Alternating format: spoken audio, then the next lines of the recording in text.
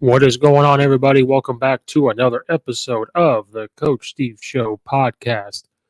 Before we dive into today's episode, please, if you're watching on YouTube, hit the like and subscribe button. Leave a comment down below on how to make this better. Anything you want to add to the conversation. Anything else you want to hear. Anything you want to hear a guest, what me and Coach West and Brad Miller talk about each Sunday live at 10 a.m. Central Time. If you listen to it on Apple, Spotify, iHeartRadio, anywhere you listen to your podcast, please subscribe to it, leave a review, leave a 5-star review, all that good stuff. The podcast can also be found at the Belly Up Sports Podcast Network. If you go to bellyupsports.com, you can find a bunch of other podcasts out there, literally every sport out there. Fantasy sports, there's a bunch of blogs on different sports, pro, college, NASCAR, anything you can think of, it's on the Belly Up Podcast Sports Network. So go to bellyupsports.com and check out everything there. And betting season's happening. So if you're looking for a place to make your bets, if you go to MyBookie and use the code BellyUpFantasy, you can double your first deposit. So sports are underway. College, NFL, NBA will be coming back. You got baseball going on right now.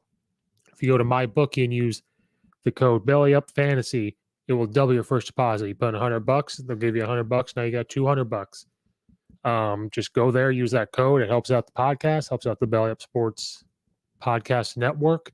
So please go do that. Do all that for me. We appreciate it so much.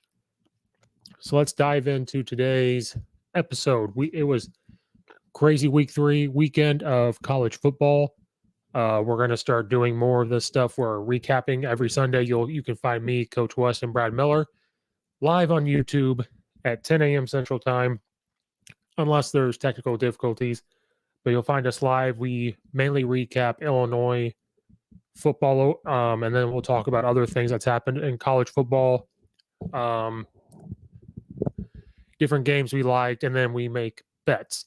We will talk about an upset pick that we're going to make for the next week or that we have made, and we recap it. We have a lock pick. So there's a game out there we all like, and this is for bets. So we will bet on it. We keep track of it. So we have an upset pick, a lock pick, a feel-good pick. So a lock and a feel-good are very similar, but a lock is, hey, we have no doubt this is going to happen. A feel-good is, well, we feel kind of good about it, but it could go either way. And then we have a sneaky one. We're like, hey, don't sleep on this game. Bet the over, bet the under.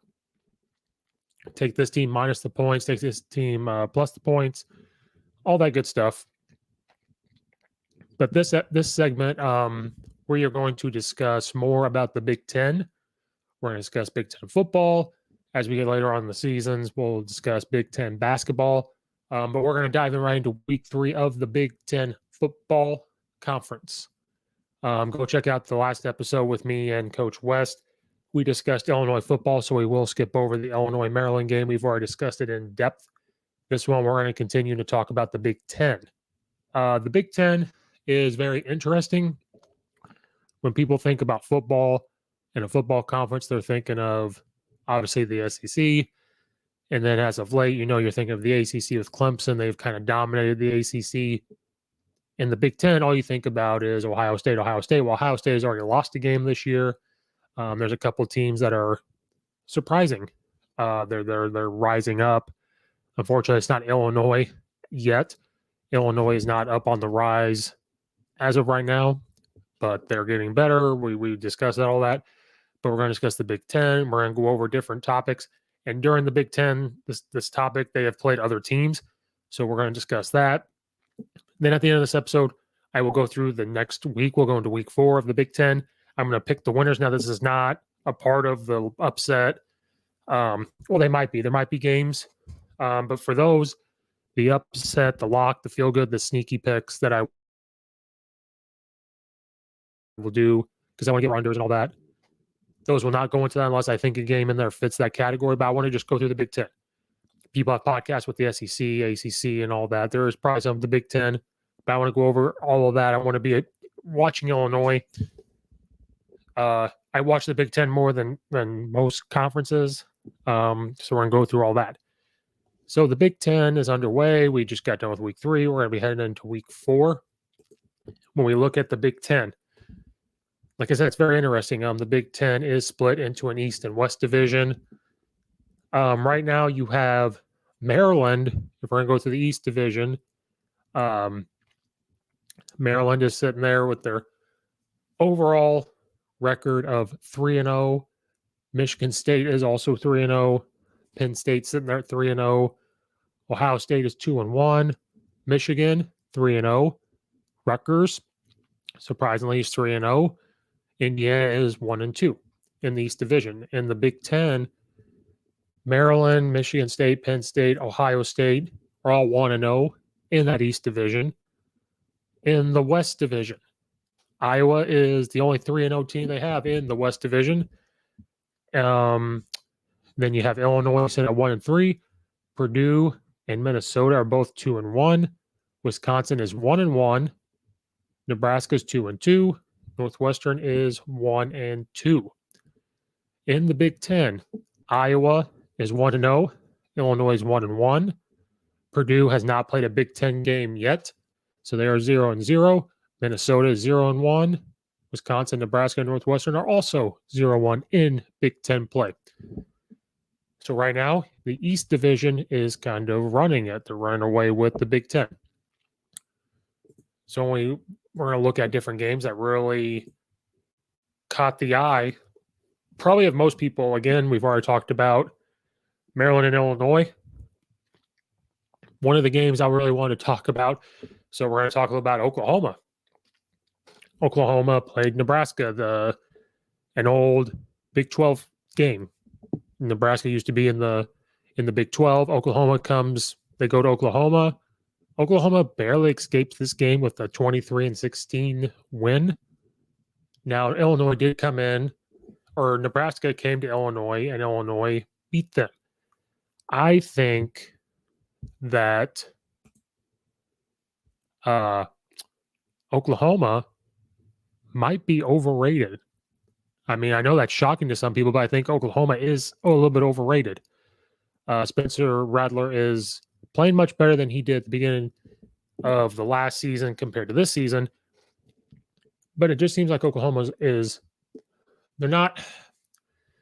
a team that you don't want to see in the playoffs. We've seen them get to the playoffs, kind of like a Notre Dame, and they just cannot win the first round. So Oklahoma I think they were projected to win by at least 3 touchdowns. So you got to give your hats off to Nebraska. Scott Frost is coaching for his life right now. Now, I think last week they beat Fordham maybe, but that's not going to save Scott Frost's job. Now, playing tough against Oklahoma, I still don't think saves his job. Now, you have to give them credit. I said this back when Illinois played Nebraska. Nebraska does have very good players. They have tough players. I think their quarterback is very good. I think they have a decent offensive line. They had some playmakers that are going to go up and get the ball for you. They have tight ends that can block. They have a defense that does fly to the ball pretty well. And Oklahoma should be able to beat them by 3 touchdowns, if not somewhere in between. You're looking at just a little bit over, maybe 24 points. So Nebraska comes to town. Nebraska does play very tough because Scott Frost and that coaching staff are probably sitting there thinking, we're just going to let it fly. We're going to let it roll. And I think maybe Oklahoma had overlooked Nebraska, but I think Oklahoma is not as good as everybody thinks they are. I don't think they're going to slip up somewhere. To have this close of a game with Nebraska, I think they're going to slip up somewhere. But kudos to Nebraska for playing them very tough. I thought the score of the game was very weird, closer than what everybody thought. I guarantee if you bet on that game, if you took an over on certain points or you took Oklahoma minus the points, you lost. Again, this is not a game that Nebraska should have hung around in. They should not have been there at all. But kudos to Nebraska hanging in there. Another thing I wanted to I'm just going to go over this right now. Is Ohio State overrated? Now, if you go back and listen, I have thoughts on Ohio State fans. They are very sensitive folk. they can come at me and say Illinois fans are clueless. We don't understand what it's like to win. Maybe we're the ones that's sensitive. I have no idea. No, and quite frankly, nor do I care. I think Ohio State fans, they are like LeBron James fans. They're very soft. They overreact to a lot of things, make a lot of excuses, all that good stuff. Yeah, I would like Illinois to win the Big Ten year in, year out, or compete to win it year in and year out, and all that stuff. But I know that Ohio State fans are pretty much very sensitive folk. Now, the question is Ohio State overrated? They did get a loss against Oregon. I don't think Ohio State is as good as everyone thinks they are. I don't think they're overrated. They were ranked pretty high. I think they're now 9 or 10 in the nation. I think they are where they're going to be. They have a young quarterback. They have a younger offensive line. Their defense is struggling. I know they have reported to make changes to their defense. If they want to stick to that 4-4, they are going to have to make some changes. They are going to have to adapt and make it to a 4-2-5. Because when you sit in that 4-4, you're really trying to help out the run. But when people start passing, because when you see a 2 high, you're automatically thinking you're going to run the ball. When you come out in that 4-4 and you have a 1 high safety, well, a team's going to say, okay, we're not going to run the ball anymore. They are going to look to pass.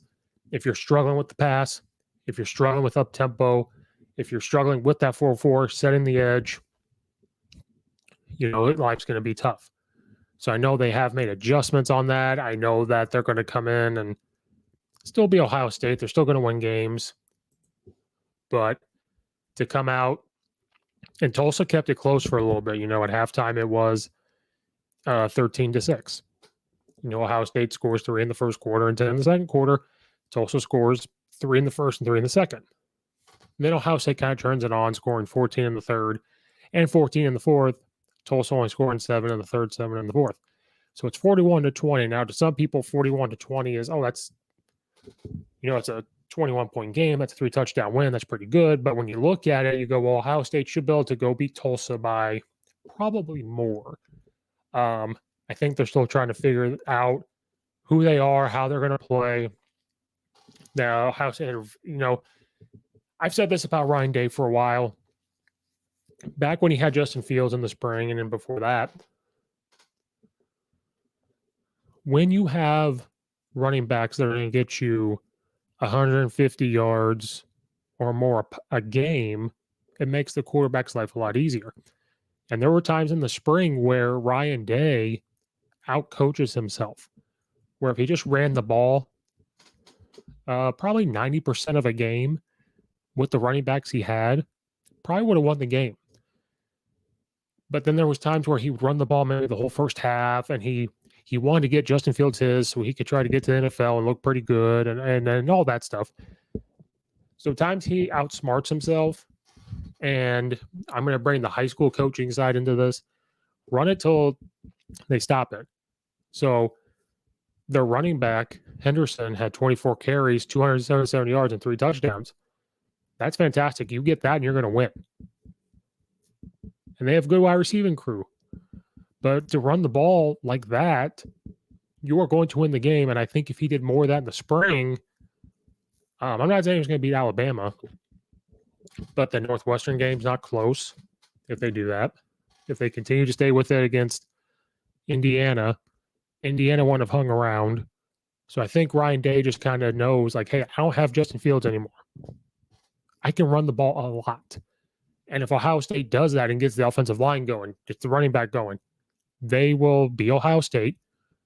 They probably won't lose another game until they get to the Big Ten championship, but they have to be careful where they don't slip up again. They've already lost a game. Another team where you're kind of on the fence of, do they make the college playoff? But a 41-20 win against Tulsa to some people is very great. But when you look at it historically with Ohio State, this should probably have been more, or maybe it should have been so close at halftime.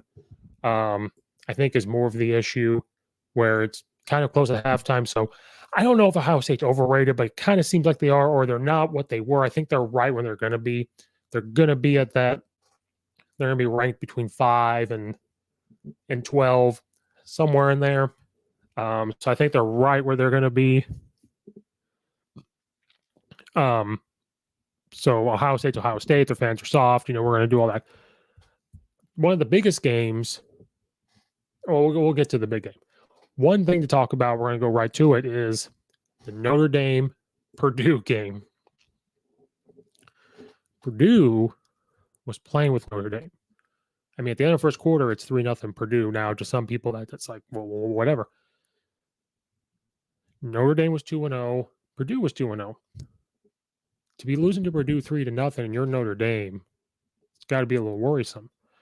Then you go on to score 10 points. Now it's 10-3 at half. Okay, you take that. But Notre Dame should be beating Purdue by probably 20 at halftime. I would say around 20 at halftime. Then Purdue comes out and scores 10 in the third. Notre Dame only scores 7. So right now it's 17-13 going into the fourth quarter. And Purdue, if they would have made a couple plays, got a couple stops, they beat Notre Dame. Then Notre Dame comes out and scores 10 points. They win 27-13. That should not happen. Watching Notre Dame through the first 3 weeks, and Purdue's not one of the top tiers in the Big Ten. Notre Dame will not make the playoffs this year. Notre Dame is going to slip up somewhere. So kudos again to Purdue. The Big Ten, people talk about the Big Ten, and they're not good at football compared to the SEC. They're not the powerhouses. Part of that is true. If you want to take the very top tier of the SEC versus the top tier of the Big Ten, yeah, you might want to take the top tier of the SEC. But the Big Ten does beat or compete with teams outside of the Big Ten, and sometimes with SEC teams, and sometimes with teams that they're not going to. So these guys on other podcasts or other shows, and I love the SEC. I'm a Nick Saban fan. I'm an Ed Orgeron fan, so I watch Alabama. I watch LSU. When you watch the Big Ten, they will play tough with teams. We just talked about Nebraska. I mean, Ohio State's Ohio State. When you think of the Big Ten, it's Ohio State when it comes to football. But when you look at like Purdue keeping up with a Notre Dame, where I'm not saying Notre Dame is Alabama, but Notre Dame is the top tier of college football, of college athletics, where they have a historic history. Regardless of what people want to say about them, they're ranked all the time. They're pretty good. They have made the playoffs, whether people think they should or not. Should they be part of a conference? It's a whole nother discussion for a different time. Purdue did play them tough. They could have beat Notre Dame, and that would have been one of the biggest upsets we had in the week 3. Notre Dame's going to lose somewhere. We will not see them in the playoff. But when we get to my picks for everything else, Purdue might be a sneaky tough team. These might be this normal thing we're going to see with Purdue. And Purdue has always been that type of team. They play close. You don't expect them to play close. You don't expect them to be where they're at, but you got to deal with it. That's where they are, and they will play tough. And there's times they get blown out. But I think that Notre Dame is going to slip up. They will not make the playoffs. They'll probably lose 2 games, to be honest with you. Purdue may only win 2 more games in the Big Ten, because that's how tough the top of the Big Ten can be. And the Big Ten is just very inconsistent. When you look at the SEC, you'll have different upsets. The Big Ten, you just never know. Never know.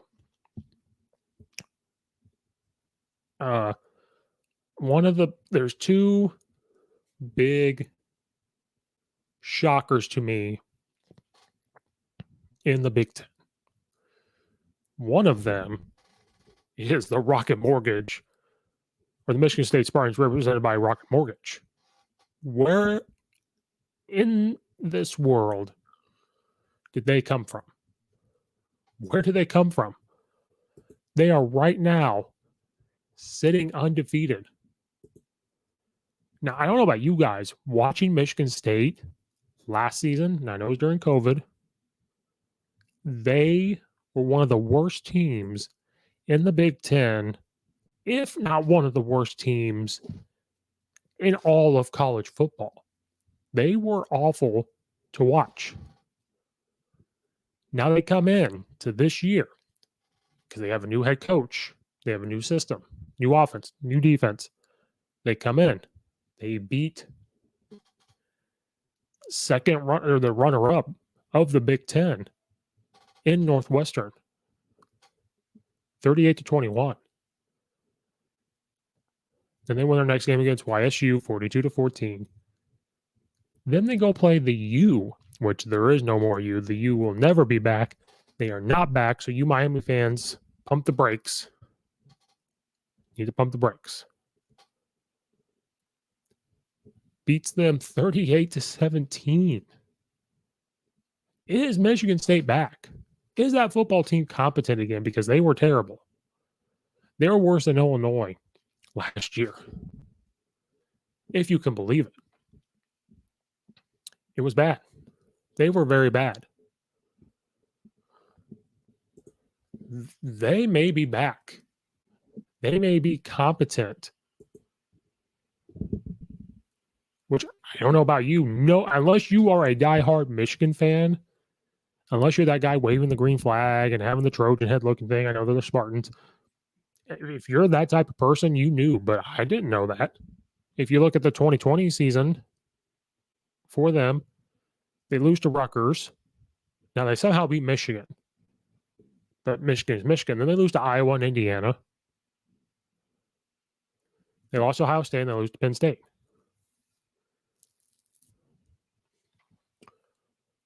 I mean, I didn't see them. I mean, they won 2 games. Now they're 3-0. So kudos to them. They've got a heck of a running back. Kenneth Walker III had 172 rushing yards. I mean, that's crazy. Now, they did let King, the quarterback for Miami, get 388 yards, but we are in a stage in college football. Actually, I think in football in general, where defenses are okay giving up yards. Talking about Illinois, I know they're not winning, but I think they're okay giving up yards as long as the offense can score. If Nick Saban and Alabama are at the point where they're okay giving up yards, as long as they don't give up points, or if they only give up 3 points and they know their offense is going to turn around and score points, they are completely fine with it. But Michigan State is impressive. They gave up all those passing yards, but I think they're quite all right with it to win the 38-17. The U is not back. They're not going to be back. Miami is not that good. Coming in, people thought they were pretty good, and I thought they'd be competent. I thought they'd be like not losing to the Michigan State Spartans represented by Rocket Mortgage, which is their name because they need money. I didn't think that was going to happen, but Michigan State has shocked me big time. Another huge, huge shocker to me is Rutgers. Rutgers is 3-0. Again, unless you are a Rutgers fan and you live in New Jersey and Rutgers is where you went to school, even though why would you root for Rutgers when you have a professor suing the university because of athletics? I'm sorry to tell you that athletics pay for your science lab and the computers and everything else. They pay for all that. So the teacher that's suing them needs to come out from that rock you're living under. Be thankful that there is athletics to pay for your stuff. They're 3-0. 3-0. Again, unless you live in New Jersey and that's your team and you went there, who knew they were going to be 3-0? No idea. Rutgers is usually not a good team. Now, is their record of who they beat spectacular? No. Temple has not been great. I am a Syracuse guy. I love Dino Babers. That one is a good win in my opinion. You know, you beat Temple 61-14. You beat Syracuse 17-7. You beat Delaware 45-13. Now you start getting into their schedule. They got Michigan next, Ohio State, Michigan State, Northwestern, Illinois, Wisconsin. Like, you start getting into the meat and potatoes. This is where we're going to find out what they're made of. Now, you have to sit here and say, like, you know, Rutgers probably, before he loses to Syracuse, maybe they lose to Temple. They're usually historically not a good football program. So to be 3-0, they have to be very excited. I'm not seeing where they compete to win the Big Ten. I'm not even seeing where maybe they make a bowl game. So, I mean, it's a shocker. But I think people talk about how good, I'm putting air quotes for you guys listening to the audio, they're not a 3-0 where they're, for example, Michigan State's 3-0 and they're ranked. Rutgers is 3-0 and they're not ranked. They look at strength of schedule. They look at who the teams have played. And it's probably a little bit of a history, too. Rutgers is not a historically good football program. Michigan State has had good success in football. So I'm sure the rankings had something to do with that as well. But those big things of Rutgers being 3-0, did not see that coming. But especially did not, because Rutgers had a little bit of an upside last year from watching. They were getting better. They were playing tougher. The defense was playing a lot better. I did not see Michigan. I watched Michigan State. They had a quarterback problem. They were trying to find their identity on offense. That one has almost shocked me more than Rutgers, if you want me to be honest with you. It's completely shocked me way more than that. Never saw it coming unless you are a true diehard Rutgers Michigan State fan, excuse me.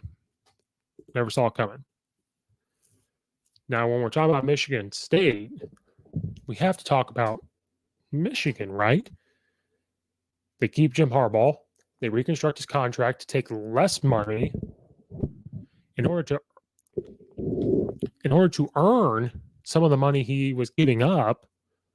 He has to win. He has to get these incentives. And so he's been on the hot seat for probably 2 years, if not longer.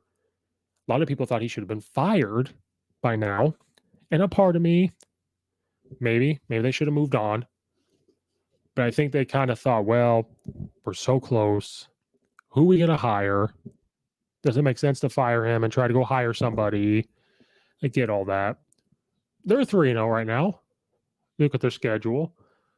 Western Michigan, they beat 47-14. That's supposed to happen. Now, this win at the time was impressive for me because it's a good football program, and that is Washington, beating them 31-10.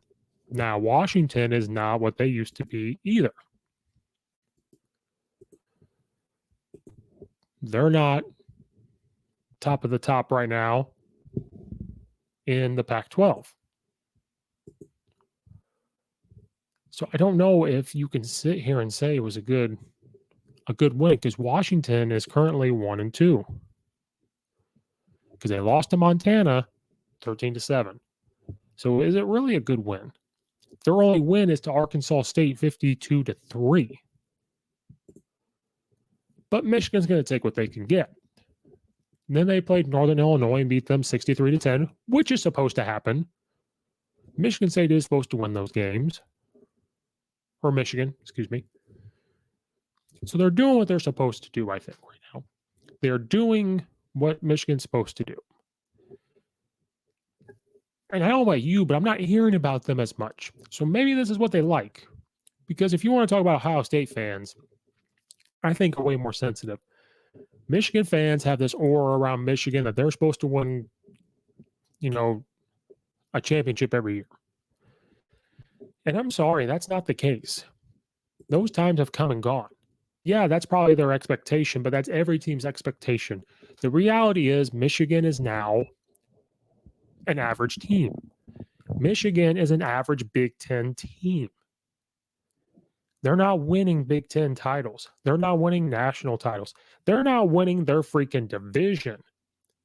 So I'm going to give them props for being 3-0. They're getting ahead of the curve right now. They're getting to where they need to be. I'm still going to say the Washington win is a decent win. But Washington is not what they were either. But you have to look at positively. So I think Michigan being under the radar has helped them a lot. It has helped them get ahead of what could happen. And I don't know if this will be Jim Harbaugh's last year. If they did not get rid of him last year, I don't know if they'll do it this year. If they only lose one game and it's Ohio State, they still may fire him. But you have to give props that they're 3-0. You cannot take that away from them. But with a weak schedule, how much stock can we really put into this? Another thing to bring up is Northwestern. Northwestern is sitting at 1-2 overall. They lose to Duke 30-23, giving up 21 points in the first quarter, but then not giving up a single point in the second half. Coach Fitzgerald is a defensive guy. He gave a 2019 season about how that type of season will never happen again. Well, here we are. We're here. It's happening again. They played very well in the COVID year. That defense was spectacular. They could tackle. They could fly around with a bunch of Illinois kids that Coach Bielema is trying to take away. They made it to the Big Ten title game. And they lose to Ohio State. They had a better record if you want to look at overall. Played more games in Ohio State, so maybe they should have made it to the playoff. Their offense was shaky, but they're a very tough team. They were going to run at you. They had a tough quarterback. They were going to make the throws they needed to. But that's where they needed to improve, in my opinion. You thought the defense was fine. Then they come into this year and struggle. And I'm a Fitzgerald guy. I love Fitzgerald. But you lose to Michigan State 38-21. Then you only beat Indiana State 6. Indiana State's a Division I AA team. You are Northwestern that almost beat Ohio State to win the Big Ten title. And you only score 24 against Indiana State. Then you play Duke, who struggled last year. Were not very good. And you lose 30-23. So something's not right up there in Evanston, Illinois. Just north. Something ain't going right. Now, Fitzgerald's going to figure it out. He loves Northwestern. He's very passionate. But I don't think we're getting the Tim Tebow speech where you're never going to see someone play as hard as me. You're never going to see anybody play as hard as I am. You're never going to see someone push somebody as much as I am for the rest of the season. When he said this is never going to happen again, it's happening. Northwestern's a tough place to play. It's a tough place to recruit because of academics. Now, some people use that as an advantage. I had a conversation with Coach Siasi. He's the offensive line coach, run game coordinator at Bryant University. That's a high academic place. He uses it to his advantage. But it just seems like a Northwestern that's hard to recruit when you're going up against these. You also look at facilities. You have to look at academics. He's a very good coach. I would love to have a conversation with Coach Fitzgerald. He's a great defensive mind. I think he will figure it out. But I hope this is a wake-up call for him, because I did not see Northwestern sitting here at 1-3. I saw them sitting at 3-0. If I had to go back and look at it at the beginning of the season, I say they beat Michigan State, they beat Indiana State, and they'd beat Duke. They'd be sitting there at 3-0. But they're 1-2. Just another shocker in the Big Ten, where it's just the Big Ten is up and down. In the SEC, you kind of have an understanding. Big Ten just fluctuates up and down. Up and down. Then another team last year that shocked a lot of people was Indiana. Indiana plays a tough Cincinnati team. Cincinnati pulls out the win 38-24. Now, Indiana just couldn't score in the red zone. Penix is trying to, he had that ACL tear. I think he's trying to really come back from that. I think I've never had that type of injury. And there's players that have that injury that bounce back pretty fast. I think he's trying to figure that out. He was 17 of 40 for 2 touchdowns, 224 yards. Could be better. Cincinnati has good players. Indiana had a good season. Coach Allen, great coach. I'm paraphrasing. They do the speed-based training that you see Ohio State and Alabama do because the strength and conditioning coaches from that worked in Indiana with that stuff have moved on to like Alabama with the defense coordinator down to South Alabama. Indiana has to learn how to win. So they have a successful season. Well, now it's okay. You have a successful season. How do you do coming in? Now, we got to remember. Now, this is no offense to Coach Allen. This is kind of the same thing happening with Illinois. Like when we get Coach Bielema, when Illinois basketball was going good, fans need to calm down. Indiana has a good season. Now, I'm high on Indiana, and I'm probably going to be wrong on them. I think I was on a different podcast, and I picked them to do pretty well. It's a building process. So you have a good season. You got to learn how to win, and it's got to be a consistent thing from top to bottom. So if Indiana football hasn't really won, it's got to come from the top. Me coaching, it's got to come from the top. It has to start with administration, principal, assistant principal, athletic director. Then it comes down through the head coach, assistant coaches, athletic trainers, at the big time level, nutritionists, strength and conditioning coaches, from top to bottom.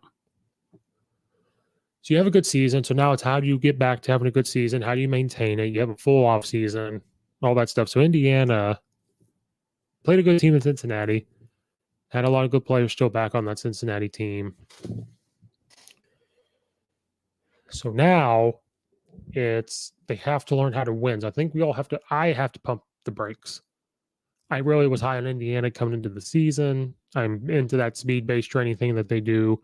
You see Alabama do it. Ohio State does it. Clemson's doing it. Those are the teams that are winning year in and year out. There's something about it. You see David Montgomery for the Bears as an example. Hired somebody to work with that. Now he's a lot faster. They get stronger as the year goes on. Once Indiana starts to really do it and they learn how to win, they learn how to do this, to get this thing rolling, they're going to be fine. They will be fine. Last one to talk about before we get into the picks. The big game that happened this weekend, Penn State versus Auburn. SEC matchup. Now, I know that Auburn is not the creme of the creme of the SEC. SEC is college football. Penn State gets I don't even know if it's an upset. Penn State was ranked higher than Auburn. Penn State was 10, Auburn was 22. Penn State gets the win 28-20. Now Auburn's coming in with a new head coach from Boise State. Penn State had a rough year during the COVID year, but Coach Franklin doesn't stay down long. He's a good coach. The whiteout game, that was electric. That is on my bucket list, to go to Penn State during the whiteout. That place was electric. Over 100,000 people. That's fantastic. That's just having fans back is just fantastic. Watching the game, it just kind of looked like Auburn. Again, they're learning a new offense. They're trying to learn a new defense. Well, probably different terminology. Most college football teams run similar coverages, similar defense.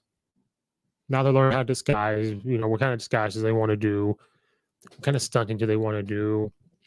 What's their terminology? Maybe when they ran this defense with the old offensive or defense coordinator, they read the number 2 receiver, but now this coach wants to read the number 1 receiver. Maybe they're doing more mixed boot coverage stuff. It looked like Auburn's offensive line started to get tired. Penn State just, grinded it out. They didn't look like they got that tired throughout the game. They were very methodical about what they were doing. They were taking what Auburn gave them. Penn State's quarterback, Sean Clifford, for example, he's 20 of 32. So that's a very high percentage. So Penn State was going to take what Auburn was giving them. They weren't going to force the issue.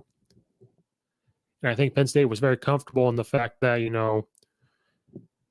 if we can just get a drive, now if we don't get any points, we trust that our defense is going to play tough enough that we'll get back on the field. And I think, again, all over college football, not saying that teams are okay with giving up a lot of yards, but I think they know, hey, I think defensive coordinators and defensive players are still going to have that quote-unquote mindset of we want to dominate the offense. But I think, maybe before 10 years ago, maybe less, defenses were about giving up the goose egg. We don't want them to score. We want to dominate them. We want to completely shut them down. I think defenses now are slowing down. Now, if we stop them, great. They still have that mentality, but I think if they have the mentality of we're going to dominate them, we're going to stop them, that leads to them slowing down. You aim for perfection, but you're not going to get there. But you aim for it, and you'll get as close as you aim for and as hard as you work. So I think Penn State knew that. I think they were pretty good at keeping Bo Nix in check. They tackled. They were just tough. Penn State played very tough. Now, I know people are saying Penn State would be a bottom tier SEC team, and maybe they're right. But they did beat them. They did beat them. So Penn State is a tough team. Very tough team. It's going to come down to Penn State, Iowa, and Ohio State. My prediction, watching Iowa, is that Iowa will win the Big Ten. I think Iowa will face a Penn State or Ohio State in the Big Ten championship. Or maybe Michigan. Maybe Michigan surprises us. I see Iowa winning the Big Ten. Iowa is always very good at running the football. They're very good up front. They have a big offensive line. They have a big defensive line, and they do their job. I think Iowa would have beat Auburn by 14 to 17 points. I think Auburn has a long way to go. Not saying they're not good. But again, you have a team that was recruited by Gus to run his pistol or spread wing tee offense that changed a couple times. He went from buck sweeps to traps and power and a little bit of inside zone. Then he wanted to do more zone and outside zone. Still kind of doing the buck sweeps. Then the past year before Gus was let go, they went to more spread 2x2, 3x1 stuff, still getting their wing stuff and their pistol things, but they started to do that. I believe Coach Morris was hired as the OC. They wanted to throw it more. So now they're trying to learn a pro style, more balanced. They were under center a little bit. They went to shotgun. You could just tell, Penn State knew, being under Coach James Franklin for years, that you saw a team in Penn State that had the mojo of the home crowd, a team that's been under Coach Franklin. They knew the offense. They knew the defense. They knew what was going on. They've been in the system. To an Auburn team that's getting new systems in a hostile environment of over 100,000 people. If they play again, Auburn probably wins, but that's not how it works. You don't see them again unless it's the championship game or the bowl game. So Penn State won when they needed to. And that was great for the Big Ten. That's a huge thing for the Big Ten. But it's going to come between Penn State, Ohio State, maybe Michigan, but I think Iowa's on a different level. Now, people are probably bored. watching Iowa. I watched the Iowa State game, and part of it was a little boring. I mean, I know people are going to say, well, they only beat Kent State 30-7. Kent State's on the rise. Coach Sean Lewis has done a great job from Illinois. But you give an Iowa team with a quarterback 25 of 36 for 209 yards, and also have a running back to get you 153 yards and 3 touchdowns. You give Iowa a quarterback that does enough to manage the game, make throws when he needs to, check the play, get them in the right spot. They're dangerous. And if Iowa continues, they are the Big Ten championship, and they will probably go to the playoff. Now, usually they slip up somewhere, but I see Iowa winning the Big Ten. Minnesota had a nice win, but I think Minnesota's down. And the only team in the Big Ten is, I mean, maybe Michigan State, but I think if you put Iowa and Ohio State together, I think Iowa just bullied Ohio State. The way Ohio State defensive line is played, the shakiness of their offensive line, and I think they would just put Ryan Day in a situation of, I should probably run the ball, but I'm going to pass it. You saw it with Justin Fields. But I think Iowa will be the Big Ten champ. You give them a quarterback, you give them that line. I think they will win the Big Ten. So that was week 3 of the Big Ten college football games. So now we're going to move on. So when we talk about the Big Ten, we're going to have this podcast episode. I'm going to keep track of my picks. We will go through every Big Ten team of who they play. And I'll give my picks. So for week 4, this weekend, we have Villanova at Penn State. Penn State is now number 6 in the nation. You got to go with Penn State. Now, this is not going with my upset pick, my lock pick, my feel-good pick, or my sneaky picks that me, Nathan, and Brad do, that we keep track of ourselves. And Brad will release that, but this is just for the podcast in general. Then you got the big game. Big game of the weekend. Notre Dame is going to play Wisconsin at Soldier Field in Chicago, Illinois. Notre Dame is number 12 in the nation, and Wisconsin is number 18 in the nation. If I was a betting man, and I am, I would stay away from this if you're going to put money on it. This one's tough because regardless of what I've said about Notre Dame and what people think, I mean, they are winning and they're being tough. I think Wisconsin pulls this out. It's a quote-unquote neutral site. Not a far drive for probably either team, probably closer for Notre Dame. I think Wisconsin's going to play ball control. I think they're going to bully around. It's going to be Notre Dame's offensive line. It's whose offensive line shows up. If Notre Dame's offensive line shows up, they win the game. If Wisconsin shows up, they're going to win the game. I am going with Wisconsin. Then Bowling Green makes the big travel to Minnesota. Bowling Green has been down ever since Dino Babers has left there coaching. Dino Babers had it turned around. And then ever since he left, it's kind of fallen down on hard times. I'm obviously going with Minnesota. Ohio at Northwestern. This one's a hard pick for me. Watching the Big Ten. Being a fan of Coach Fitzgerald. I am a fan of Ohio. Coach Rudolph is the offensive line coach we have become. You know, he's helping me out with football. He's been on the podcast. Northwestern's struggling a little bit. Ohio is also struggling a little bit.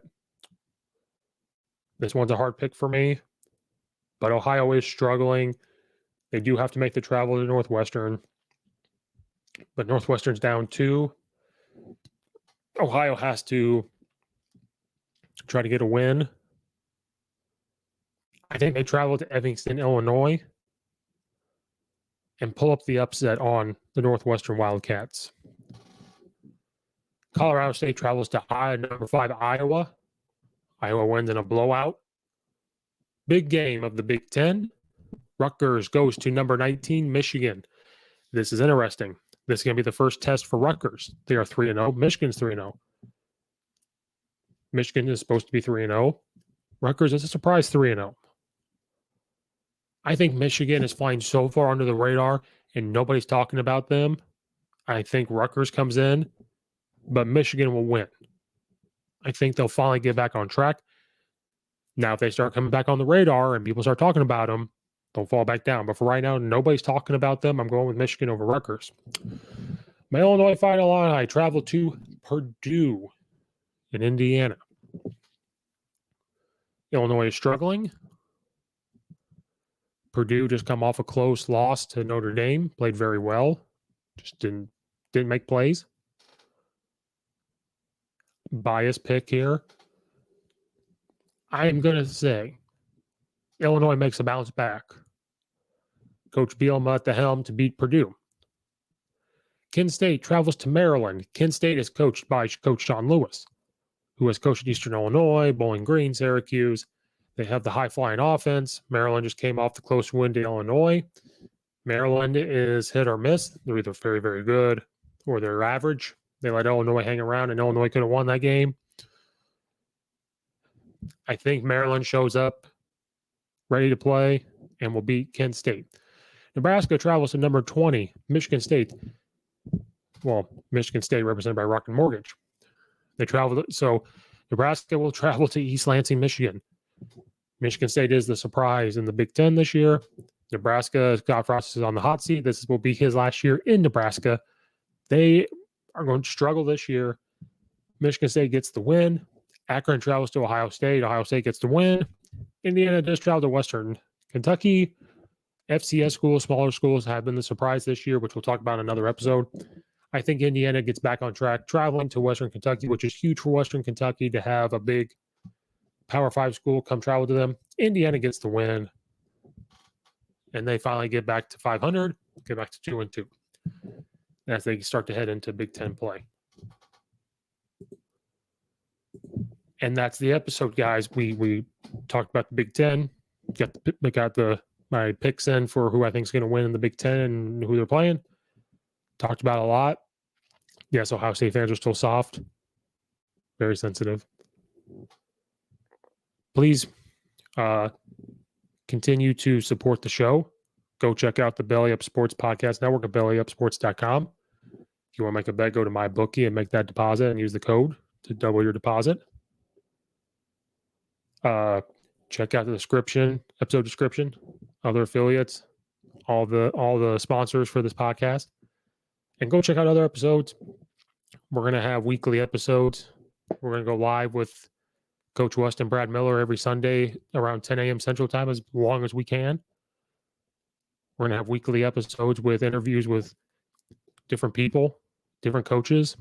We're going to have weekly episodes on Big Ten football. We're going to have weekly episodes on what's going on in college football in general, different big games. We're going to have bets of who you should bet on. You don't have to make the Big Ten bets, but we're going to have our upset picks, our lock picks, a feel-good pick, and a sneaky pick to help you win some money. We're going to keep track of that. Help you guys win some money so you can retire very soon. And that's all we got for this episode. So I appreciate everybody listening. Please hit the like and subscribe button on the YouTube channel.